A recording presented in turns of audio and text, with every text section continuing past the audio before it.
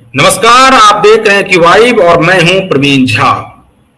बात बंगाल विधानसभा चुनाव की और बंगाल में भारतीय जनता पार्टी जो है वो मुश्किलों में घिरती हुई नजर आ रही है।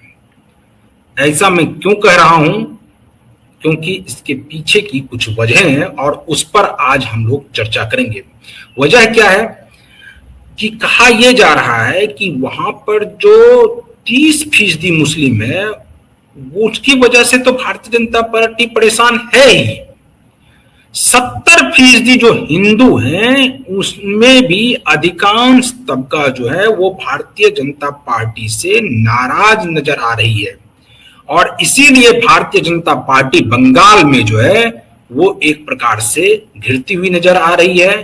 शाह के माथे पर पसीने हैं और शाह परेशान है कि आखिर हिंदुओं को कैसे एकजुट किया जाए, क्योंकि अगर 77 की टैली को ऊपर ले जाना है तो भारतीय जनता पार्टी को हिंदुओं का एक मुश्त वोट चाहिए और उसके लिए उधर ममता बनर्जी जो है वो भी हिंदुओं को अपने पाले में लाने के लिए, खास करके भद्रलोक को अपने पाले में लाने के लिए एड़ी चोटी का जोर लगा रही है।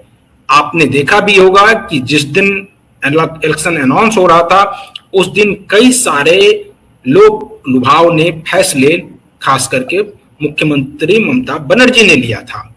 तो अब इस सब पर क्या होगा? क्या भारतीय जनता पार्टी सच में फंसती हुई नजर आ रही है बंगाल में? इस बार 77 के आंकड़े को पार नहीं कर पाएगी या अपने बलबूते सरकार बनाएगी? इस सब पर आज हम लोग चर्चा करेंगे, क्योंकि जो खास करके जो जितने एग्जिट पोल हैं उसमें भारतीय जनता पार्टी कहीं भी नहीं दिख रही है।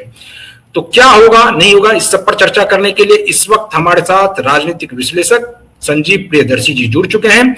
संजीव जी, हम आपसे जानना चाहेंगे कि क्या बंगाल में भारतीय जनता पार्टी फंसती हुई दिख रही है क्या?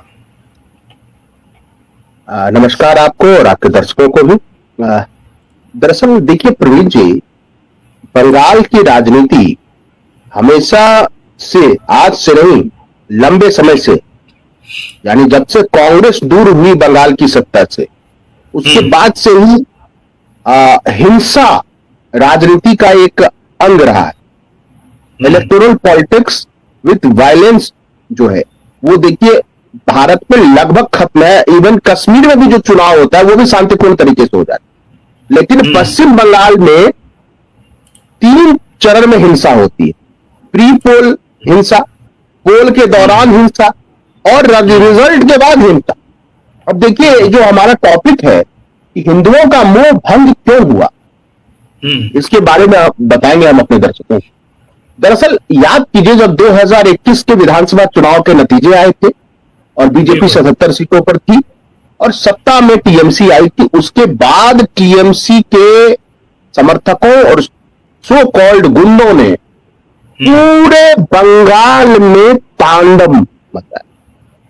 बिल्कुल। और उसमें कई तरह की रिपोर्ट है जिसमें हिंदू समाज, खास करके ओबीसी और दलित समाज को टारगेटेड किलिंग हुई।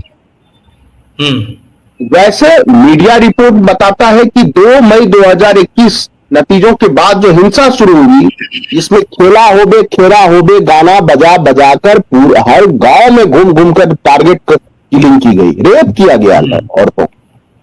उसमें माना जाता है 11 से 25 लोगों की हत्या।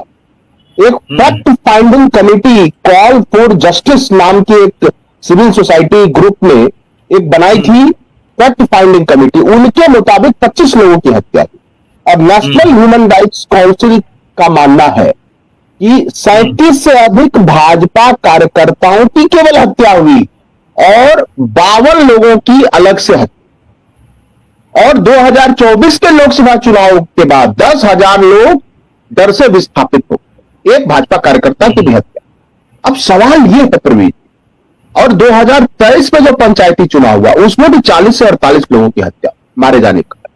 अब सवाल यह है कि वहां जो बीजेपी के कार्यकर्ता है वो चीख चीख कर कह रहे हैं कि अगर केंद्र में 56 इंच सीने वाली सरकार है तो हमारी रक्षा क्यों नहीं हो रही, हमें टीएमसी से क्यों नहीं बचाया जा रहा है। और तब दिल्ली मुंह मोड़ लेती है उन अपने बीजेपी के वर्करों से जिन्होंने जमीन पर अपनी जान दी। तो अब वो बीजेपी के वर्कर्स जो है और जो बीजेपी के समर्थक है वो कह रहे हैं कि मुफ्त में हम अपनी क्यों जान दें, जब बीजेपी के आला कमान को कोई लेना देना नहीं है हमारी जान से, हम क्यों टीएमसी से लड़ते रहे जमीन स्तर पर। एक बात ये होगी। अब देखिए कि उसके बाद भी लगातार हिंसा होती रही, चाहे बेलाडांगा हो या मुर्शिदाबाद में जो हिंसा हुई, उसके बाद भी केंद्र सरकार की तरफ से एक डांट और फटकार तक नहीं राज्य सरकार को मिला। एक होता है कि मुख्य सचिव को भी तलब किया जाता है, वो भी नहीं किया गया, कोई मतलब नहीं, लोग मरते रहे, बस इनको वोट दे और बीजेपी जीतती रहे, ऐसा बंगाल में नहीं हो सकता। अब देखिए दूसरी बात जो सबसे महत्वपूर्ण, जब बांग्लादेश में 1.5 साल से सैकड़ों हिंदुओं की हत्या हो, कई हिंदू महिलाओं का चरित्र हनन किया गया, तब भी 56 इंच वाली ये सरकार एक बार धमकी तक ढंग से नहीं दे पाई बांग्लादेश, एक धमकी जो होता है वो भी नहीं दे पाई। तो और क्या करती रही, वो एक तरफ हिंदुओं की हत्याएं होती रही बांग्लादेश में, दूसरी तरफ सरकार, केंद्र सरकार चावल भेजती रही, आलू भेजती रही, प्याज, तेल, डीजल, फल, सब्जी, और ये सब पश्चिम बंगाल के रास्ते से गया। तो वहां के हिंदुओं ने ये देखा कि ये कहीं भी हिंदू की हत्या हो रही है, बंगाल में हो रही है, बीजेपी वर्करों की हत्या हो रही है, केंद्रीय मंत्रियों पर हमले हो रहे हैं, तब भी केंद्र सरकार खामोश तमाशा देख रही है।